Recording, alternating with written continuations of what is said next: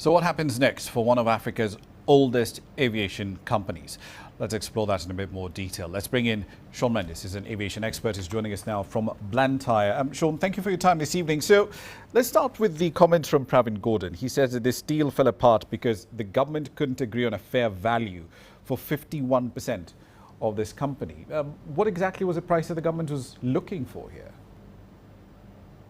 Well, it's actually been a rather complex road from the initial announcement of this deal to where we are today.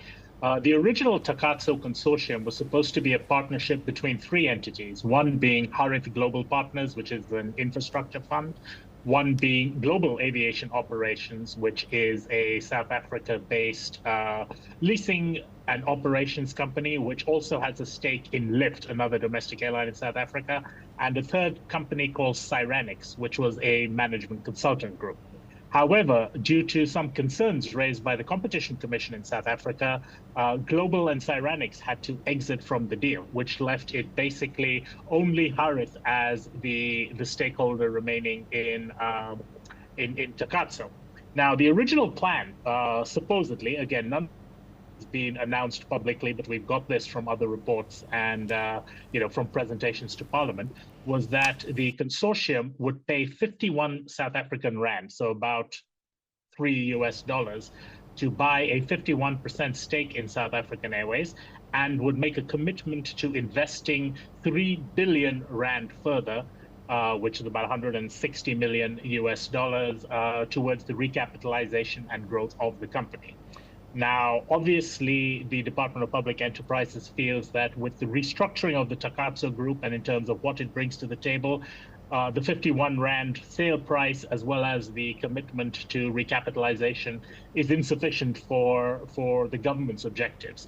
And accordingly, Minister Gordhan this week has announced that that Takatso and the government have mutually agreed to terminate this transaction. So we're back to square one. South African Airways remains 100% government owned, and government remains on the hook for losses and whatever else.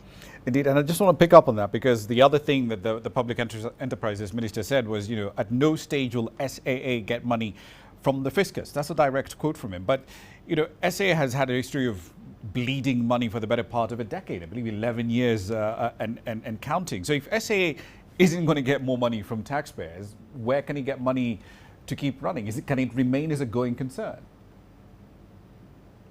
That is a 38.1 billion rand question. And, the reality is no one really knows what has been happening with South African Airways in the last 3 years financially. Officially, when South African Airways emerged from business rescue in 2021, the South African government officially provided them a 10.5 billion rand bailout. So that's about 550 million US dollars. However, the Auditor General reports, which have been tabled to Parliament in the last few weeks, I should note that these have been very carefully qualified by the Auditor General, stating that they're unable to prepare credible financial statements due to inadequate record keeping, misstatement, and a lack of capacity to prepare these statements. So, you must take them with a pinch of salt. But basically, the government has put in 27.6 billion rand, or $1.4 billion, into South African Airways since they exited business rescue, while the official records say just $560 million. That is a big question, because if South African Airways claims that they are currently cash positive and nominally profitable, where is this $1.5 billion going? There have been also highlights made of irregular expenditures of $2.3 billion over the last 4 years, and wasteful expenditures of, fruitless and wasteful expenditures, to quote the Auditor General report, of 207 million rand, or $11 million. So, whether or not South African Airways is going to receive more money, it is fairly clear from this very damning Auditor General report that the money they have already received is not being utilized appropriately. And, I think any reasonable person must question whether there is a future for this airline without further bailouts or recapitalization.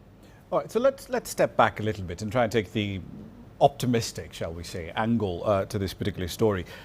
SA as a business, right, it's got a fleet of around 13 or so aircraft, I believe, that are operating at the moment. There were plans, of course, to expand the fleet, to grow a little bit. And they do have, market share in specific parts of the continent where there is demand, right, for aviation services. Is there any other company that might be looking at SA and thinking, there's an asset I'd like to buy? I think when an SA initially was looking for partners, it was a very opaque process. The government never announced whether there were any other businesses or potential bidders. They just announced that Takatso had been chosen. And I think the main concern that any potential investor is going to have in this is, number one, looking at where things went with the Takatso deal. It took 3 years for them to get to a point where the deal fell apart because A, the government tried to renegotiate an agreed valuation. B, the Competition Commission stepped in and imposed conditions which, potentially made the deal unviable. And C, the government has basically said that they want to retain control now. Even if a strategic partner comes in, and it's a very foolish person who's willing to put in their money and surrender control to an entity that has shown a horrendous track record of not being able to use money responsibly over the last multiple decades. Indeed, and that sort of preempts my next question, because I was going to ask, from a political perspective, we can argue about the economics of making the business work properly, but in principle, the ANC would probably be opposed to having Africa's largest, and at this point, the only profitable carrier on the continent, really, Ethiopian Airlines, take a stake in SAA, because other than maybe the big Gulf carriers, who else is in a position to actually step in? Well, African Airways has been talking about creating a pan-African airline together with Kenya Airways for the last couple of years. That's been a bit of a political pipe dream. It's a bit like, two drunks getting together at a bar and trying to convince each other to stop drinking. Both of them have been in such poor condition.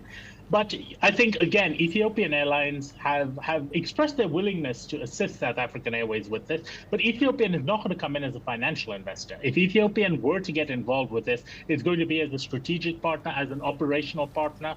And that's not really where South African Airways needs the assistance. South African Airways has strong technical capability. They have people there who supposedly do know how to run airlines and have run successful airlines elsewhere. So Ethiopians' likelihood of getting involved, I'm sure they'd be willing, but I highly doubt that Ethiopians' very conservative and profit-focused management are willing to, to put Ethiopian cash at risk in trying to bail out a South African political boondoggle.